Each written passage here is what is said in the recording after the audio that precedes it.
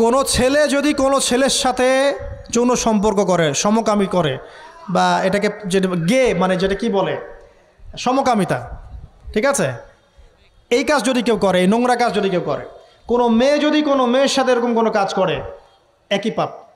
এইসব পাপ করলে পরে এই পৃথিবীতে বেঁচে থাকার অধিকারটা সে হারিয়ে ফেলে।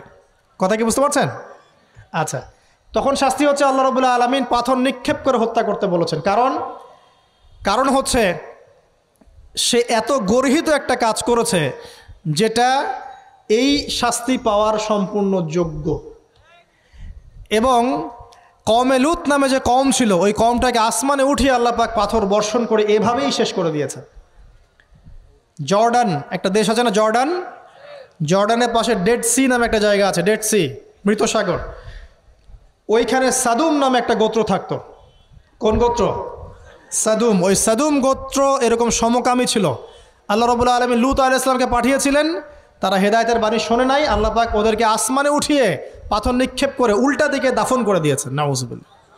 তো কিছু কিছু পাপ আল্লাহ পাক সহ্য করেন না, আল্লাহ পাকের আরশ কেঁপে ওঠে।